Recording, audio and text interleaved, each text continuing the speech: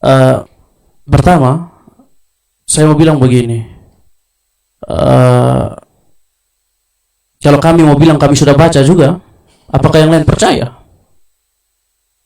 Kalau kami yang bilang belum baca juga, terus mereka yang bilang kami terus kenapa turun ke jalan ini, kenapa mereka duduk-duduk?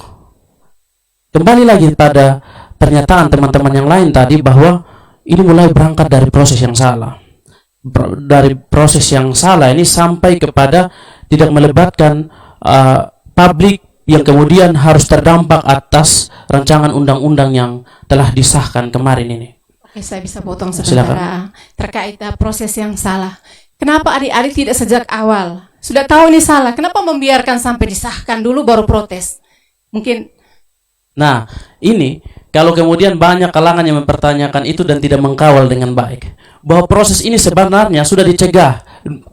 Masa aksi demonstrasi saat kemudian pidato Jokowi bahwa Omnibus Law ini akan dikeluarkan, itu pun sudah banyak menuai protes. Sampai dengan dia mulai berkurang saat pandemi ini mulai masuk. Dan tiba-tiba disahkan. Bayangkan. Itu kemudian kenapa pencegahan ini, proses protes terhadap mekanisme yang salah ini kemudian mulai meluak lagi saat itu disahkan.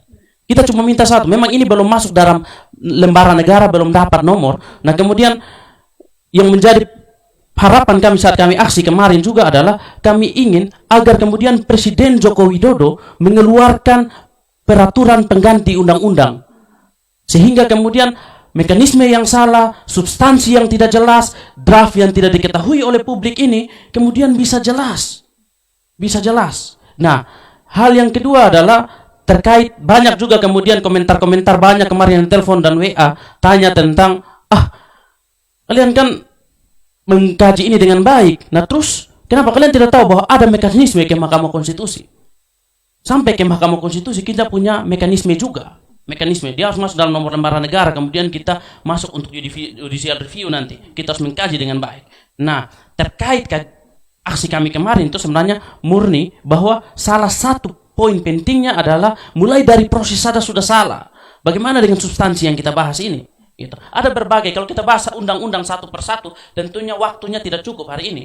Tetapi kami meyakini benar bahwa dengan berbagai draft yang kami baca, 3 draft tadi terakhir, ada satu yang 1000 sampai 1035 halaman kemarin itu, bahwa banyak yang salah yang kemudian tidak pro terhadap rakyat. Jelas tidak pro kepada rakyat. Toh yang merancang pun kaum elitis. Dan tentunya yang merancang pasti dia lebih mengutamakan kepentingan para kaum elitis, para pebisnis di bangsa dan negara ini. Jadi yang miskin akan semakin miskin, yang kaya akan semakin kaya. Kita sedang di ambang pintu yang saya katakan tadi itu.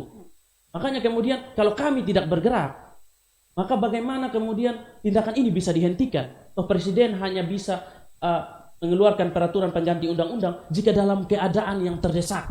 Seperti itu. Ya, lanjut ya.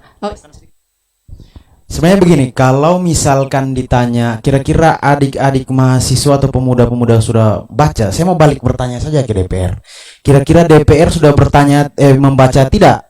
Dari 905 halaman itu draft pertama, lalu kemudian 1028 hingga sampai 1035 draft terakhir nih. Pertanyaan, mereka sudah baca tidak? Kalau mereka baca, saya yakin bahwa mereka paham dan mengerti isi undang-undang tersebut. Kalau sudah paham, berarti apa yang mereka hasilkan dari pemahaman mereka tidak kontraproduktif dengan pemahaman dan apa yang dipahami oleh rakyat. Mungkin saya pikir itu saya soal pertanyaan tadi itu.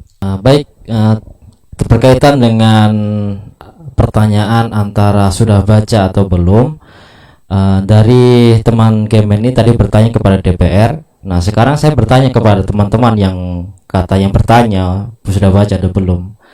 Nah sekarang dari pihak Polri dan segala macam itu sudah baca atau belum. Bahkan kemarin kita sempat bertemu dengan pihak DPR pun, dari beberapa teman juga bertanya tentang Omnibus Law ini. Kita minta feedback balik daripada Omnibus Law ini. Ternyata pengakuan dari Ibu Nomnelni selaku Ketua DPRD saja itu belum baca, dia mengakui. Nah itu kan artinya bahwa pertanyaan semacam ini kan sebenarnya ya tidak perlu dipertanyakan karena kita sudah punya kajian sendiri. Itu yang pertama. Yang kedua adalah kita dari OKP nasional itu dapat instruksi dari pengurus besar di pusat sana di Jakarta. Tentu pengurus besar di Jakarta pun sudah mempunyai kajian-kajian tertentu, kajian-kajian khusus untuk membahas tentang Omnibus Law ini. Nah, itu yang perlu disampaikan oleh teman-teman yang lain. Ada yang namanya pro dan kontra kan sudah biasa, Kak. Nah, kita ini dari Cipayung ini kan ada artinya kontra dengan Omnibus Law. Tentu ada yang pro. Yang pro ini kan saya tanya juga, kalau memang kamu pro, sudah baca atau belum? Nah, ini kan berkaitan tentang hoak juga. Katanya kita termakan tentang hoak. Nah, saya kembali bertanya juga, atas dasar apa kalian itu menganggap bahwa ini hoak? Kalau memang kamu sudah baca dan kamu sudah mengkaji tentang ini Omnibus Law, kamu berhak untuk bagaimana mengatakan ini hoak dan kita termakan hoak. Tapi kan kalau kamu belum baca, ya artinya kan tidak pantas juga untuk kamu sampainya kita termakan hoak. Nah, itu yang perlu saya sampaikan, Kak. Makasih.